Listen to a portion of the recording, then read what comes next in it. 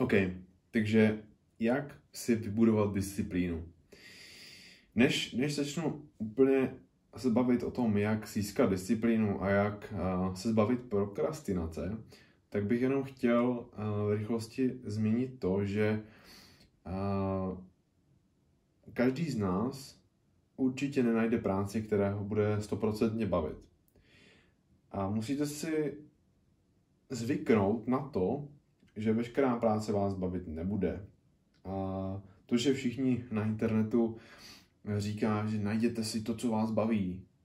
Já to dělám taky, je to můj sen. Hele, je to nesmysl, je to mýtus, je to kravina. Většina lidí dělá to, co je nebaví. A na vás je, abyste si na to nějakým způsobem zvykli, abyste si to uspůsobili, ale ne to, abyste hledali úplně ten váš sen, ale úplně jako, že si řeknete, že nebudete dělat skoro nic až, že budete líní, jo? To je prostě blbost. Prostě začnete makat pořádně, jo? A ne, že si začnete furt hledat nějaký cestičky, výmluvy, jo? To těžký, nebaví mě to. Je to prostě kravina, jo? Takže opravdu, když vám někdo bude říkat, jo, musíš si najít něco, co tě bude 100% bavit, je to nesmysl, je to kravina, je to prostě mýtus, takže se na to vykašlete. A teďka k té disciplíně. Na internetu najdete spoustu vlastně videí, které vám řeknou, jak si vybudovat disciplínu správně. Na YouTube, když si tohle napíšete, tak vám vyjede třeba klidně 20-30 videí. Prostě je tam toho hrozně moc spousta. Teďka ještě před natáčením jsem se na pár videí díval, i od kolegy Václava Tomance na YouTube, kde vlastně vysvětluje, jak si vybudovat disciplínu. A mě jenom překvapuje, že on na tom hledá jako až nesmyslný jako cesty, jak si tu disciplínu získat. Jo, on radí, pustil jsem si asi půlku videa, meditace a podobně. Hele, většina lidí v dnešní době se nedokáže soustředit ty vole ani na 5 minut.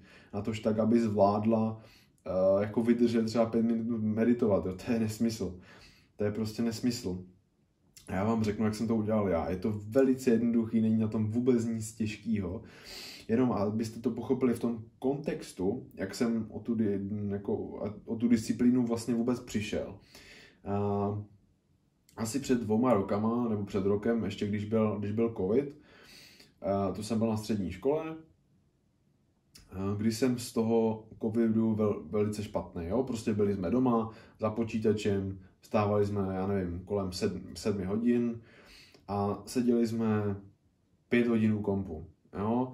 Místo toho, aby jsme třeba tu učitelku aspoň poslouchali, tak jsme hráli na kompu samozřejmě s kámošema na Discordu a podobně. A potom po té škole vlastně jsem ani nikam nešel, zůstal jsem u toho kompu a celý den potom hráli jsme, celý dny takhle jsme hráli. Občas jsem někomu něco pomohl a tak, doma a podobně o víkendu, ale jinak jsem nic jiného nedělal.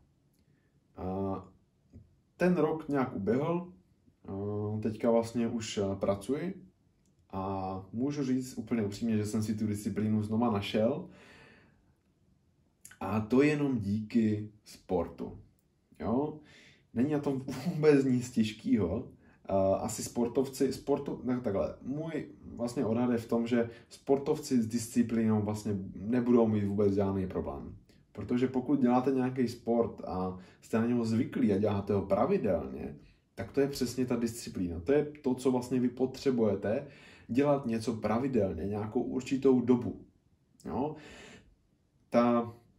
Ta doba, kdy je vlastně doba toho přelomu, je to vydržet třeba, 3 měsíce, 90 dní. Jo? Říká se 90 dní. Abyste to vydrželi, tak to je ten bod zlomu, kdy se na to buď vyserete, nebo budete pořád v tom pokračovat. Já jsem asi přednedávnem začal chodit do fitka a to můžu říct, že mě pomohlo úplně jako úplně neuvěřitelně, jak jsem si nemyslel, že mi to ani pomůže. Samozřejmě dokopat se k tomu mě trvalo asi rok. Jo? Opravdu rok mě jako stálo to se vůbec do toho dokopat, vůbec najít vůbec nějaký ten gym, jo? Všechny ty gymy, byl jsem z toho hrozně takový, že jsem vždycky, já už jsem to tak 3krát, asi nebo 4krát, že jsem si vždycky koupil permanentku do fitka, vydržel jsem to ten měsíc a potom jsem se na to zrovna vykašlal, jo? A z nějakého důvodu, nevěděl jsem proč, prostě vždycky jsem se na to vykašlal.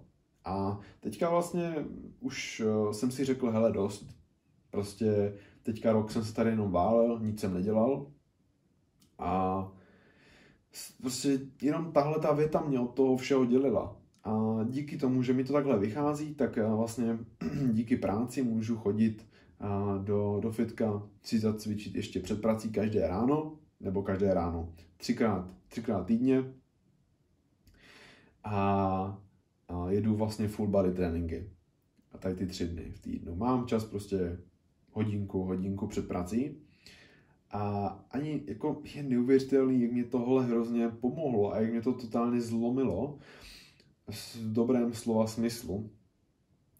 Že až vlastně mi to přijde mně samotnému neuvěřitelné, jak to je vlastně jednoduché získat tu disciplínu. A to je jenom díky tomu, že si najdete něco, co budete dělat rutině a pravidelně. A není na tom vůbec nic těžkého. Jo, a to, když si najdete něco na YouTube, tady tyhle videa, kde vám radí, jak získat znovu disciplínu, jak správně myslet, jak ne, najděte si jeden sport, který vás bude bavit, nebo ani nebavit. Já jsem se do toho gymu prostě donutil a řekl jsem si sám sobě, hele, prostě teďka, brácho, tam budeš chodit, vole, nemáš na výběr, jo. Na někoho funguje něco, na někoho samozřejmě něco, na někoho funguje spíš negativní, na někoho spíš pozitivní vlastně reakce, aby se k tomu člověk dokopal, ale není na tom vůbec nic těžkého, jo, takže nehledejte v tom žádnou zbytečnost, žádnou kravinu a místo toho, abyste hledali na TikToku a další videa na YouTube, jak prostě to, jak se správně to, hele, prostě pokud jsi kluk 18 let, nemáš problémy s tím, že nemůžeš cvičit, ty vole, vem si batoh a vál do fitka, vole. Jo, není na tom vůbec nic těžkého a uvidíš, že ta změna se dostaví hned třeba po měsíci, když si uvědomíš, že ses do toho dostal a pokud se do toho dostaneš, do té rutiny, tak už ti nebude dělat problém si najít další rutinu, což se může týkat třeba tvého podnikání, natáčení a podobně, jo? Ale musíš si najít tu první věc, ten první krok je úplně nejsložitější. Ale teď, když chodím do gymu, donutím se i do ostatních věcí, což je na tom super. Ale říkám, nehledejte na tom rozhodně vůbec nic složitého. Nějaká meditace, kašlete na to, najděte si sport a běžte sakra cvičit. Tohle by ode mě bylo dneska všechno. Je to krátký video, ale není to potřeba víc nějak rozebírat. Je to, doufám, že všem jasné. Takže díky za slednutí a když tak uvidím rád tvůj koment. Měj se, zdarec.